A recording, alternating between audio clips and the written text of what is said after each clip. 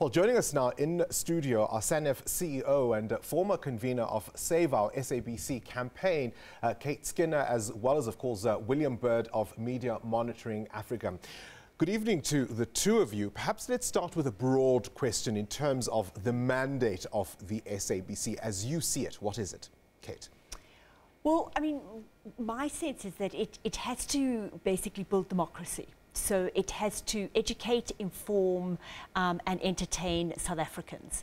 And it has got a particular mandate in terms of those people that don't actually get access to information from other broadcasters and from other media institutions. And also, I suppose, the other very, very critical role is around local content and local language. All right, William?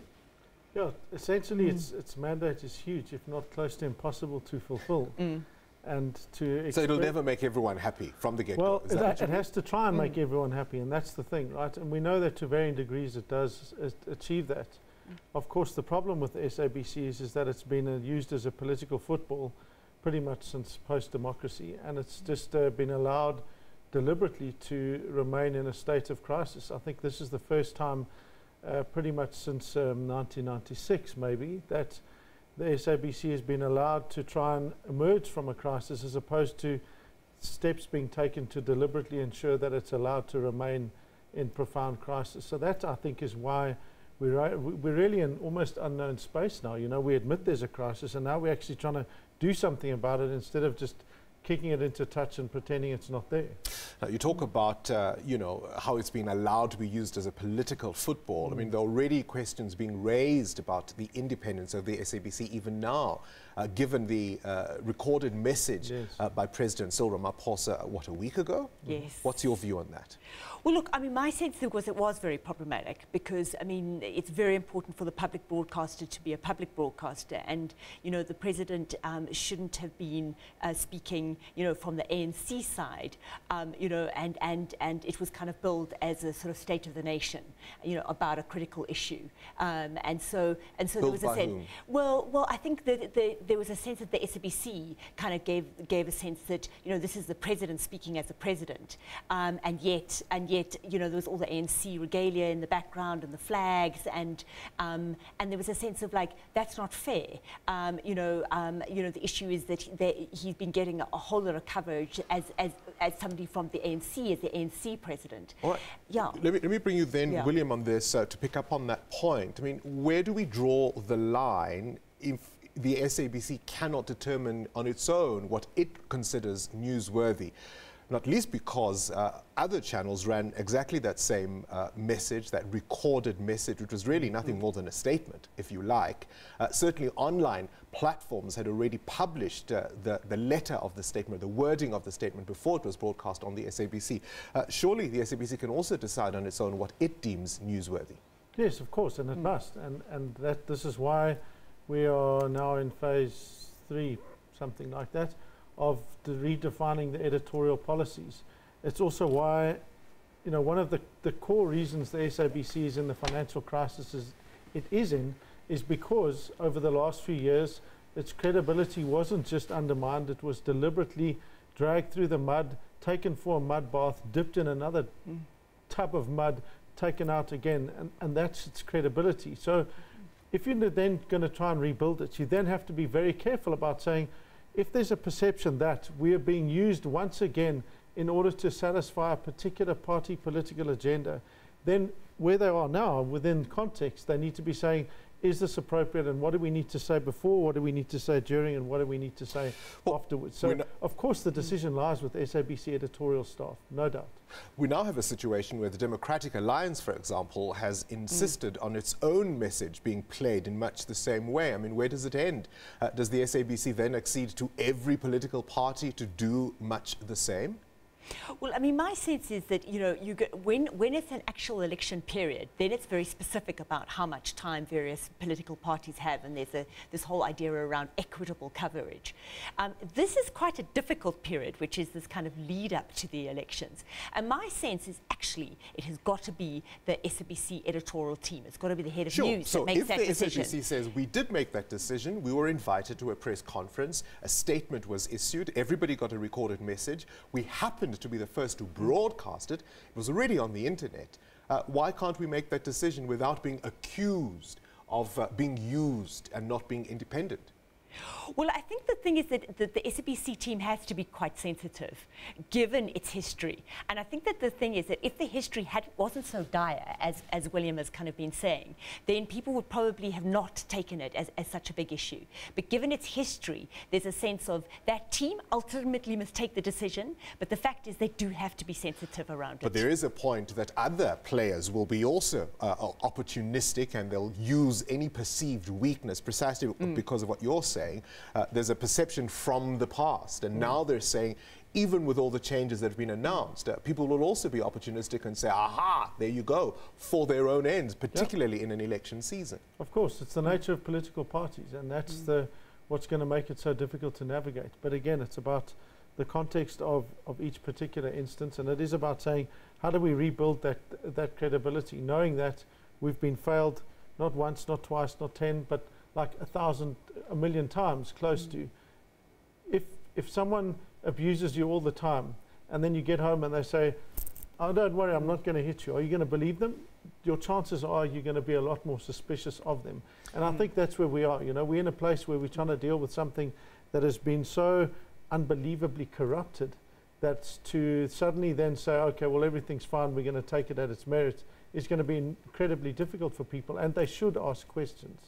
Well, let's talk now about the money. I mean, the introductory piece there was about football, and in a way, football is, I mean, it's the nation's favorite pastime, right? Yes, at the point that the SABC can't, or at least is in trouble financially in terms of being able to broadcast football, that tells you exactly how dire the situation is.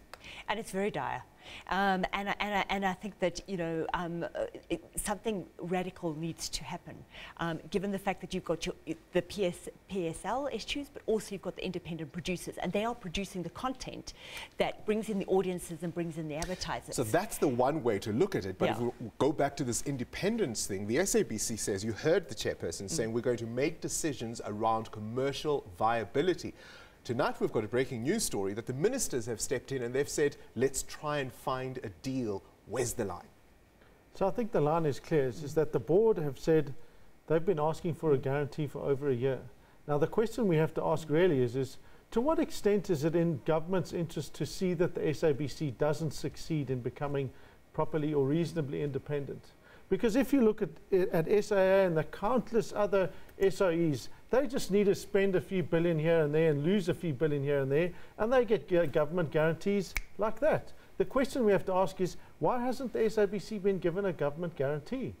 And I know that Treasury has got legitimate and very reasonable issues in this regard, but let's be clear, if the SABC fails and if the SABC, the lights were to go off, that would be as catastrophic, if not more than the Eskom Is that a likely scenario, though? Well, in reality?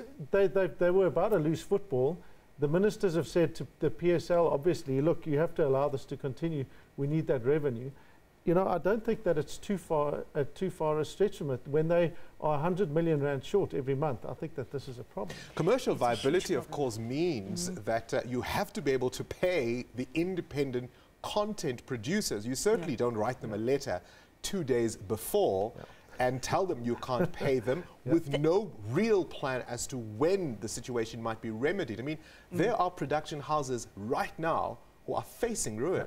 Yeah, and this happened before in 2009, and the way that we got out of this was through a government guarantee. It literally was the same absolutely dire situation where people were saying, you know, there will be black screens. There was also the issue of the fact that the whole independent production industry was literally brought to its knees. And then at the 11th hour, the government guarantee came in, and it did turn things around, and people were paid, and the industry was severely weakened, but did kind of start to build itself up again. And I think that we have to have the turnaround strategy at the SABC. That's absolutely critical. But the government guarantee, and I agree with William, has to come in. And the thing is, it's not a bailout. Without it, there's no way forward. I think there isn't a way forward, to be absolutely honest. And my sense is that it isn't a bailout. And I think that it's very important to look at the words that we use. A bailout is that you give the money and you never get it back. That is not true in terms of the case of the SABC. The SABC got the government guarantee in 2009 and paid it back. It wasn't an SAA sort of scenario where you pour in money and pour in money and pour in money. They actually paid it back. The problem is, and it started to make a profit. What is really interesting then is then Mr. Claudio Motsoeneng came in, and then we started to see consecutive years of money being lost. Almost 400 million, then after that, over 400 million, and then almost $1 billion. So we can see that the SABC was making money, was paying things back, was actually making a profit, and then we had this crazy wrecking ball that came in. But there are some tough decisions that need to be made even in the interim. You might have seen an interview I did with the new group CEO last week where I asked him what happens if the money doesn't come? What happens if the bailout or guarantee doesn't come? And he spoke about a turnaround strategy. But many would say that's been skimpy on its details, hasn't it? Yes, and I think you'll find the same answer in countless other big companies in exactly the same situation. Our economy is not doing particularly well. We've just heard that Gauteng and the Western Cape are the only two provinces where there are more employed people than unemployed people. It's not like we're in a wonderful, rosy situation. The reality is that's going to have to hit is that ultimately people are going to lose their job. What sort of things do you then want to see to get back to this credibility issue? Let's take the multi-choice deal, for example. Would you want to see some kind of clarity on the details of what was agreed? Were the archives sold, for example? What was actually the deal? Well, what they're going to have to do now is they're going to need to make the basic terms of that deal clear to the public, because we simply don't believe them. We don't believe multi-choice, and we don't believe the public broadcaster for precisely the fact that before they deceived us actively and deliberately. And so now any future deal that is made, and we hope that there is a deal made, let's be clear, I think that there's sufficient commercial benefit. The SA multi-choice's footprint is significantly larger, that it means that there can be real merit that's brought through a deal like that. But we also know that at the same time, we're talking about the SABC trying to renegotiate not just the deal for Channel 404, but also negotiate, paying for content that's normal content. Please paint a rosy picture, if you will, for me. What would a thriving SABC look like? So a thriving SABC would basically be an SABC that was working very well with its partners, and particularly, I would say, partners in terms of the independent producers. So if you had a diverse set of independent producers that had, that were producing content in all our different languages, local content is extraordinarily popular, and the SABC then played that role of the broadcaster that produces that local content in all our languages, and also played a particularly powerful role in terms of news and current affairs. That for me would be, wow, we're getting to a public broadcaster that is really playing its role. From your lips to God's ears, I'm afraid we'll have to leave the conversation there. Thank you very much to the two of you for joining us this evening for our discussion. That's William Bird, of course, from Media Monitoring Africa, and Kate Skinner from SANEF and Save Our SABC. Stay with us. You're watching The Full View.